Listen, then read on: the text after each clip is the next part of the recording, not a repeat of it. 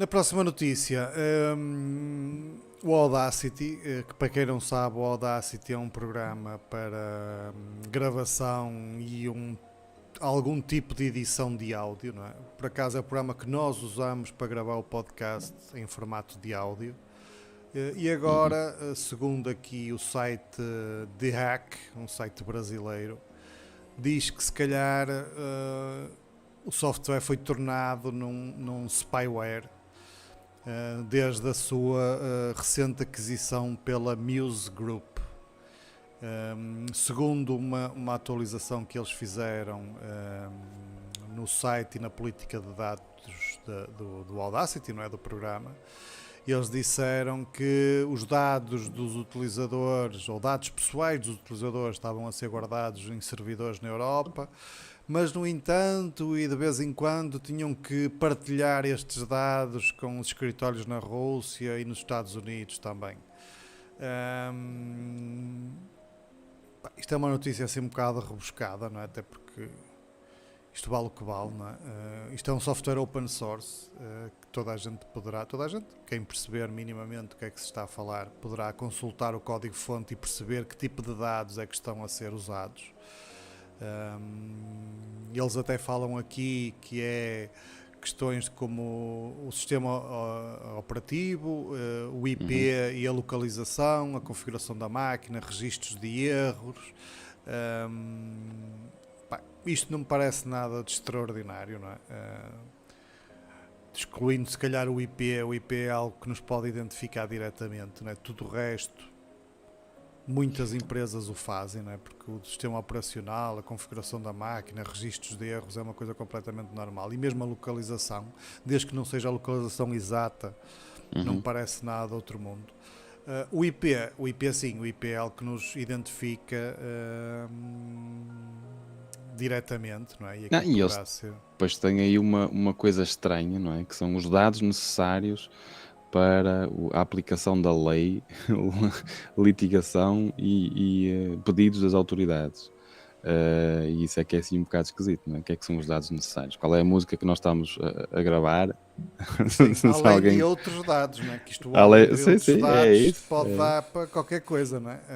É isso? Sim, assim, obviamente deixa um bocado o pé atrás. Aliás, eu até em tom de brincadeira, e se calhar nem tanto brincadeira, até antes de começarmos o podcast estávamos a comentar esta notícia e até falámos, olha, vamos ter que trocar de software porque isto está comprometido, não é?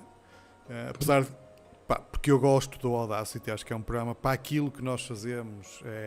Sim, serve perfeitamente, é levezinho e funciona muito bem. É free, é pequeno, funciona bem, não tenho razão de queixa nenhuma. É o problema das aplicações open source, não é? Que hoje podem estar a funcionar de uma forma e amanhã podem ter... Eu não tenho dúvidas que quem fez a primeira análise foi um site sobre software open source, foi o FOSS Post, e que depois até fez uma recomendação que seja retirado o Audacity por causa destas questões, que seja retirado das distros de Linux, porque normalmente o Audacity vem sempre incluído nas distros de Linux, nas aplicações que são instaladas por defeito, naquela lista gigantesca de aplicações. E eles até fizeram um apelo aos maintainers, às pessoas que fazem a manutenção das distros, de retirarem o Audacity das distros. Eu não tenho dúvidas, isto sendo um software open source, eu não tenho dúvidas que, e ainda para mais estando no GitHub, não tenho dúvidas que vai haver um fork. Aliás, eles no FOSS Post já têm lá um post mesmo a pedir isso, que já estão aqui a pedir ajuda para criar um fork no GitHub do programa, que retire essas chamadas para casa do programa, não é? E portanto, em vez da Audacity, vai-se chamar outra coisa qualquer parecida, que vai fazer o mesmo, mas que não vai ter essas funções malignas embebidas. Portanto, não tenho dúvidas, mas é sempre triste. Primeiro, o software open source ser comprado por empresas, não é? É certo que quem os faz quer sempre ganhar dinheiro, é lógico, não é? E vender é sempre uma solução cómoda e legítima, perfeitamente legítima, não é? Quem faz um programa deve ser recompensado por isso e como é que eu ia dizer, a fama o reconhecimento público é muito giro, mas não põe comida na mesa, não é? E, portanto, é sempre legítimo que a malta venda os programas a empresas. É triste que depois as empresas peguem nisso e comecem a fazer logo... eu não vou dizer menos disso, não é? Mas... Sim, mas é preciso ter noção, e as pessoas muitas das vezes não têm essa noção. Com um programa, quando é free, open source, as pessoas que estão a trabalhar, a desenvolver e a atualizar aquele programa não ganham nada sim. em disponibilizá-lo. Fazem aquilo muitas das vezes por carolice, porque é um projeto que eles acreditam. E, às vezes para fazer naquilo. currículo. Exatamente. Ou seja, é óbvio de que quando aparece alguém interessado em adquirir e trocar um software que até agora não lhes deu nada ou muito pouco lhes deu e passar-lhes a pagar alguma coisa por esse trabalho que eles tiveram, obviamente, esse é o objetivo de toda a gente, não é? Ninguém anda aqui a trabalhar por palmadas nas costas, não é? Pá, é compreensível. O que não é compreensível é depois eles usarem este software para se aproveitar da base instalada para conseguir recolher informações, que é isso que parece que está a acontecer, não é? Que eles não pagaram o software pelo interesse no software em si, mas sim se calhar pela base instalada que temos, não é? do software, porque o software é bastante usado. Aliás, deve ser dos mais usados, pelo menos para Windows, deve ser dos mais usados, e mesmo Linux, não é, que bem instalado, deve ser dos mais usados neste tipo de plataformas, não é? Por isso, cheira-me que o que vale mais dinheiro aqui foi a base instalada e não... sim, porque a maior parte das pessoas vão fazer aquilo que eu fiz, não é? Sem dar conta, que é atualizar. Há uma atualização nova para o Audacity. Ok, siga. Isto é open source, nem fui ver se tinha sido comprado, se tinha nova política de privacidade, nem nada, por isso simplesmente fiz update e siga. Nem pensei muito no assunto. Agora, o que é que eles também ganham com esse tipo de dados? Também confesso que também não sei, não é? Mas pronto, há onde ganhar qualquer coisa, de certeza absoluta.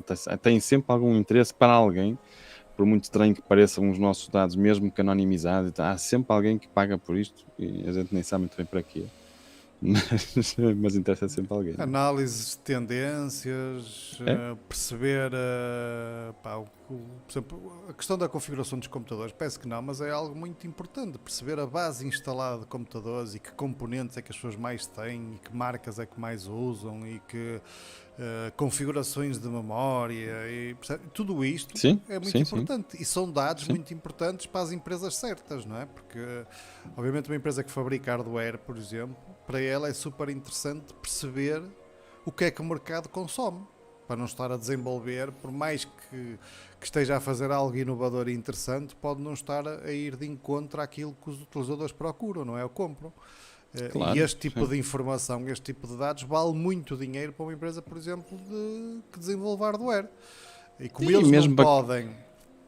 E mesmo para empresas que desenvolvam software, não é? Imagina que eles desenvolvam software para a publicação de podcasts, não é? Tu vais ver, olha o que é que estes gajos têm. Tem OBS, compatibilidade, tem... Exatamente. Perceber a compatibilidade, para que hardware é que a gente tem que testar para garantir que abrangemos um grande número de utilizadores. Se calhar 3, 4 configurações têm logo ali para aí 70% do... Quais são as interfaces de áudio que a malta usa? Qual é? Sim. Tudo é importante dependendo de quem é o cliente, não é? Isto é um bocado a minha área, não é? De Big Data. Data Mining e Business Intelligence e tudo mais. É algo que eu compreendo e percebo. Muitas vezes as pessoas acham que isto de partilhar os dados e a Google não ganhar dinheiro, os nossos dados valem muito dinheiro. Têm que ser vendidos à pessoa certa, não é? Claro. Mas vamos passar para a próxima notícia.